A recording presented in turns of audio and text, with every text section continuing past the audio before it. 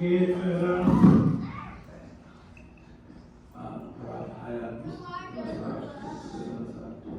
ምዕራፍ 25 ከቁጥር 14 እስከ 31 ወደ ሌላ ሀገር የሚሄድ ሰው ባሮቹን ጠርቶ ያለውን ገንዘብ እንደሰጣቸው እንዲሁ ይሆናልና እያንዳንዱ እንዳቅሙ ለአንዱ 5 መክሊት፣ ለአንዱም 1 ሰጠና ወደ ሌላ አገር ወዲያ ሄደ። 5 መክሊትም የተቀበለው ሄዶ ነገደበት፣ ሌላ 5 አተረፈ።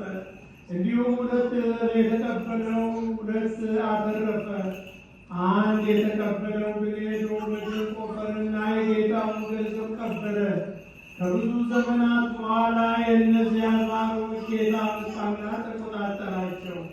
5 መክሊት የተቀበለውን በቀረበና ሌላ 5 መክሊት አስረክቦ ጌታ ሆይ 5 መክሊት ሰጥተኸኝ ነበርና ሌላ 5 መክሊት አተረፍኩበት አለ።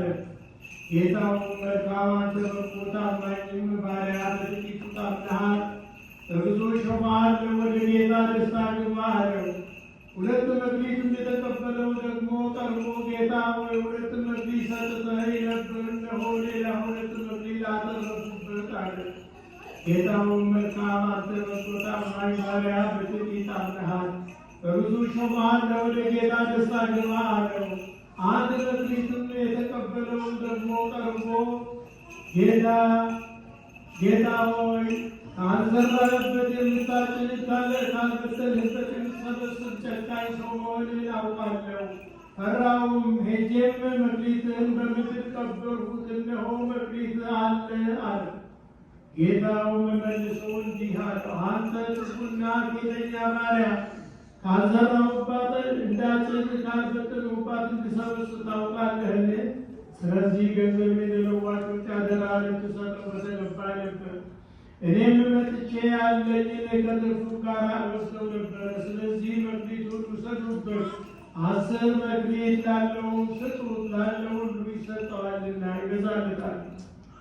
ከሌላውም ግን ያው ያለው እንኳን ይወሰድበታል። የማይጠቅመውንም ባሪያ በውጪ ወዳለው ጨለማ አወጡት፣ በዚያ ለቅሶና ጥርስ ማፋጨት ይሆናል። የሰው ልጅ በክብሩ በሚመጣበት ጊዜ ከእርሱ ጋር ቅዱሳን መላእክት ሁሉ በዚያን ጊዜ በክብሩ ዙፋን ይቀመጣል። አሕዛብም ሁሉ በፊቱ ይሰበሰባሉ። እረኛም በጎቹ ከፍየሎቹ እንደሚለይ እርስ በርሳቸው ይለያቸዋል። በጎቹ በቀኙ ፍየሎቹን በግራ ያቆማቸዋል።